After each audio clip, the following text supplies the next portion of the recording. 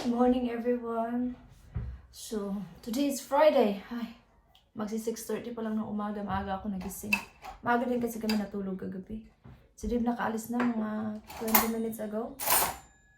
Si Kira na sa sala, nanood siya ng TV. Ayan, kailangan ko lang muna ipataw yung mga hinugasan ko kagabi. So, medyo late ako matapos today kasi busy nga eh. First time ko mag-work na matapos ako ng 6. Normally 5:30 ako matapos.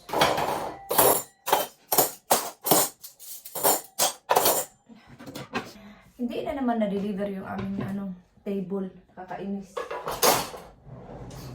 Diba sabi ko sa inyo nung i-deliver na siya nung Monday? Nandito sila nung Monday. Nandun sila sa labas. Tapos pag nung chinek na yung ng driver yung loob ng van, wala doon. Hindi naman nila kasalanan din kasi driver lang naman sila, iba yung naglo-load. Iba din yung nag-deliver. So yun, pag-check ni Dave doon sa labas kasi nakita niya kasi yung van, so bumaba siya. Ayun, wala doon. Sabi ng driver wala. But anyway, tinawagan niya na. Sabi ng nung sa phone, sa Lunes na naman daw. So, sa Lunes na naman. Ay, kainis. Anyway, magkape muna tayo, no?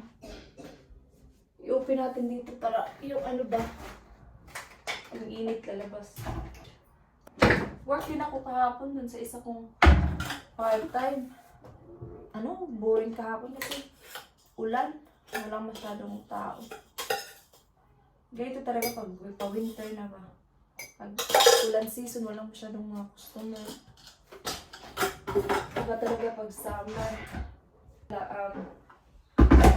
nabuko na pala yung yung ticket ko from Manila to Tacloban. Nabuko na siya last month pa, hindi ko lang nasabi sa vlog. So nabuko na-remind lang sa akin kasi pinaprint ko kay Dave sa work, kaya naisip ko siya. So nabook na yung aking flight and from Tacloban to Manila to Tacloban and then Tacloban to Manila and then nabook ko na din yung aking hotel. Pagdating ko mismo sa Philippines, nabook ko na din siya. And then yung pabalik ko ng Manila, i-book ko na lang siya pag nandun ako sa Philippines. Para hindi na hindi na ako maggulo-gulo. Kasi at the moment, hindi pa ako ready sa mag-organize ng aking mga flights kasi meron pa naman akong time. Mataas pa yung time ko. Focus muna tayo sa Pasko. Kailangan nang bumili ng milk kasi ito na lang yung milk namin. I-message ko mamaya si Jay para bumili. Nakikita nyo ba? Yung pintuan namin nilagyan lang namin ng kortina. Ayaw kong lagyan ng kortina. Pero for now, kasi malamig. Minsan dito galing yung lamig sa kusina kasi may malaking bintana dito.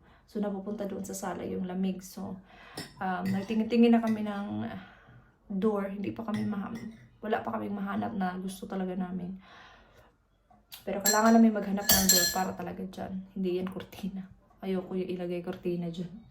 So for now, yan lang muna while malamig kasi nga nakukuha dito yung lamig tas napapunta doon. Sayang yung heating. So magkape muna tayo. Oh, still dark outside. Where's mine, ba? Is mine? Uno cards. And then I'm gonna cook your breakfast, yeah? May ilaw sa labas kasi yung ba ng mga basura? There. There's your 10 cards. Those ones. Yeah. Oh, they're going to put it. Leave it reverse again. Michael still. Look at the reverse first. Okay. Is it 5 then? 6? So, tapos na kami maglaro. So, ito yung kakainin ni Kira sa breakfast. Magluluto ako ng itlog. So, microwave na natin siya kasi matigas. And by the way, nilipat ko siya dito ba yung air fryer namin nilipat ko kasi kung dito ko siya nilagay ba nung una, nag-i-steam siya pag medyo longer yung pagluluto mo at dito, pag dito siya, tapos na-open ko yung window, lumalabas yung niya, steam. So tapos na kami maglaro ng Uno. It's time to have breakfast na. Lutuan mo natin siya ng breakfast at hindi ako gagawa ng lunch niya sa school today kasi Friday. Gusto niya yung food sa school ko Friday.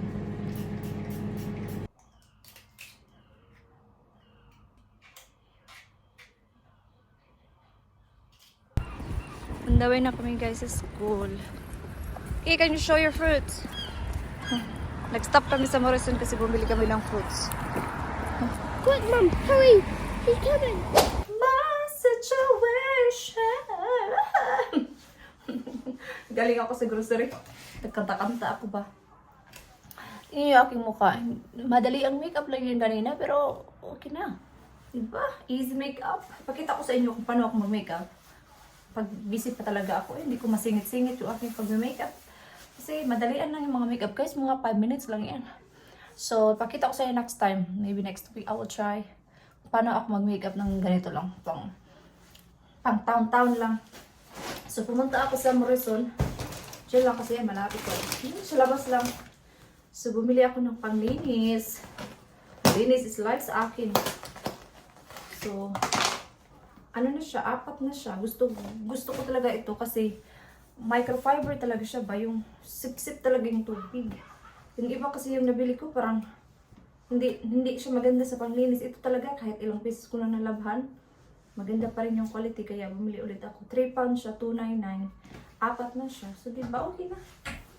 And bumili din ako ng drinks for Pasko. Pag ano na ba yung nag-anam-anam kung palit kay. Kasi kung isahang bili, mabigat. Hindi ko kaya guys. Pag 3 yung binili ko, magagamon ako. So, bumili ako ng pastry sa aking kape. And bumili din ako ng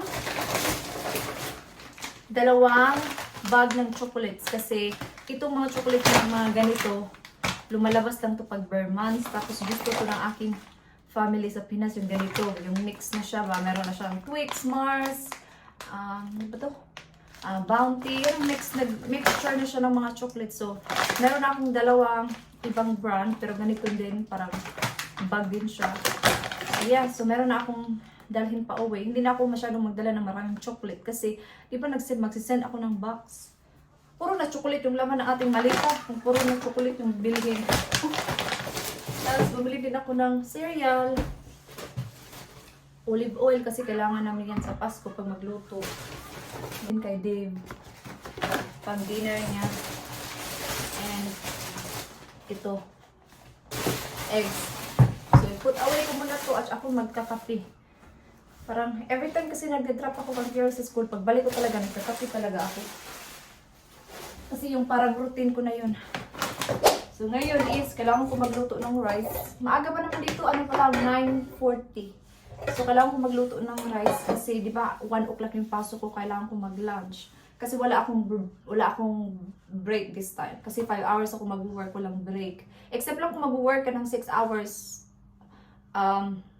above 6 hours, so may break ka ng half an hour. Pero, 5 hours lang kasi ako today, so kailangan ko mag-lunch. And yes, magluto muna ako ng rice. Relax lang muna ako, so tapos na akong kumain, tapos na ako naglinis, so nag-relax lang ako. Maybe after 20 minutes is kailangan ko nang mag-change ng uniform. And kailangan ko rin mag-change ng aking pantalon kasi yung pantalon ko kasi ngayon is may butas-butas o hindi natin yan pwedeng suotin sa work. So mag-bihis ako tapos pupunta na ako sa work. So 5:55 na ng hapon, gabi. Pauwi pa lang ako galing work. Maaga akong pinauwi ng aking manager kasi wala lang. So on the way na ako pauwi, naka-uniform pa ako, naka-body warmer pa ako kasi ang lamig. And pag nandun ako sa bahay, nagluluto ako ng dinner ko. Si Kira at saka si David magpapasta sila. Ako diba, nagluto ako kanina ng rice. So baka yun yung kakainin ko. Nagtabok ko, nagtabok. Cheers, thank you. So, nagtabok ko. Malapit lang naman din yung work ko dito. Ano lang, 3 to 5 minutes walk. Hi, ang lamig-lamig ng gabi. Si Kira nandun sa lolo at lolo niya. Sila nagsundo kanina kasi di ba may work ako. And work din ako bukas. Mag-vlog na lang ako pag nasa ano na, dun sa bahay kay mahangin. Meron pa akong mugo-mugo oh. Binili to ni Dibong, pumunta siya sa Asian shop. Ito yung dinala ko sa work kasi di ba nag-lunch ako kanina. So ito lang yung aking drinks. Normally, nagdadala ako ng kape. So ngayon is, maga pa naman, kaya pang lutuin yung aking gusto kong lutuin. So baka magluluto ako ng fish and chips for myself. Yun yung aking i-dinner kasi parang wala akong i-pair sa aking rice. Wala akong time magluto talaga nung luto talaga. So, yung lulutuin ko lang yung sa oven lang, yung madalian. So baka mag fish and chips na lang ako.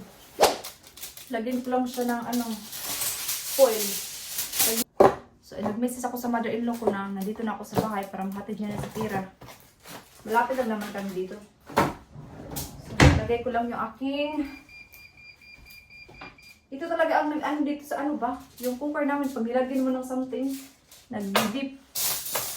That means, kunin mo na daw. Kunin mo. Ito yung aking kakainin for dinner. Fish and chips.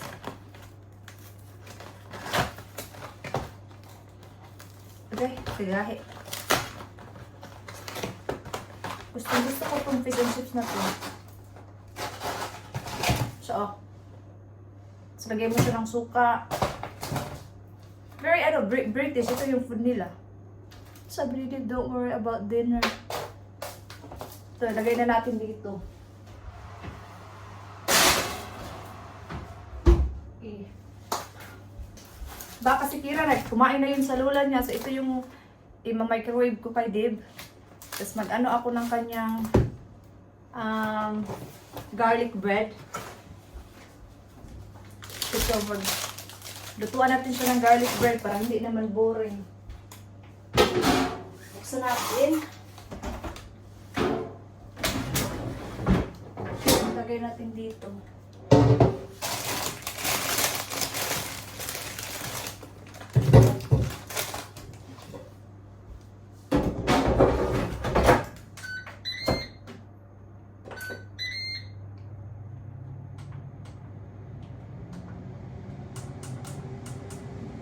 I-on natin siya ng mga 20 minutes. Kira kumain na yun doon, hindi ko alam. Pero baka kumain na yun.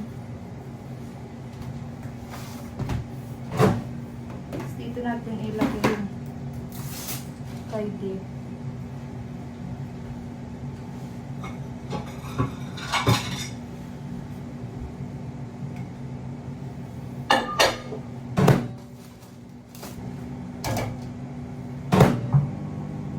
Initin lang natin yan.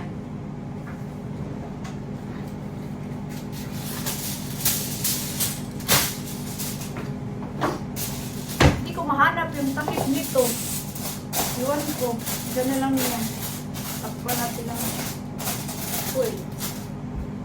Okay.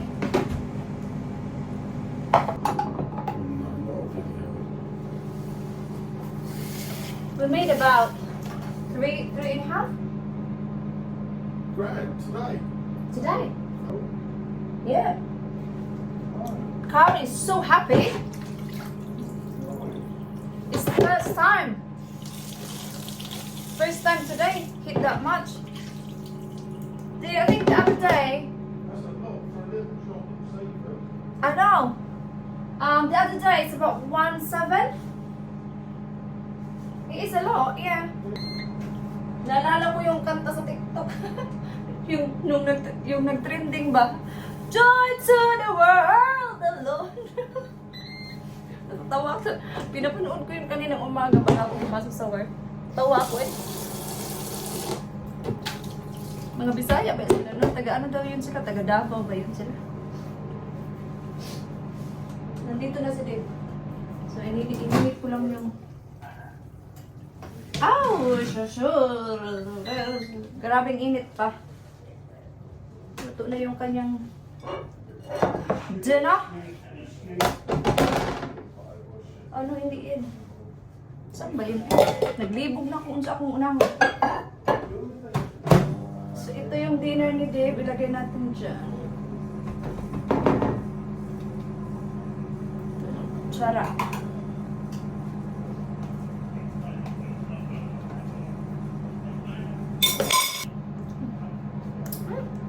Sarap. So ito yung dinner niya. Lagyan natin ng garlic.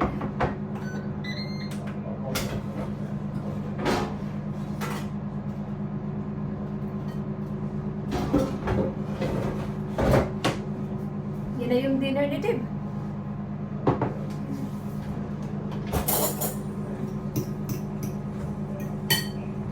Dave, your dinner's ready. Busog ako. Thank you for the food. Hindi ko naubos yung aking piece kasi busog na. Maghugas na naman. Si Kira maliligo na yun. Maliligo na siya. Paliguan yun ni Dave. Hugas ng plato.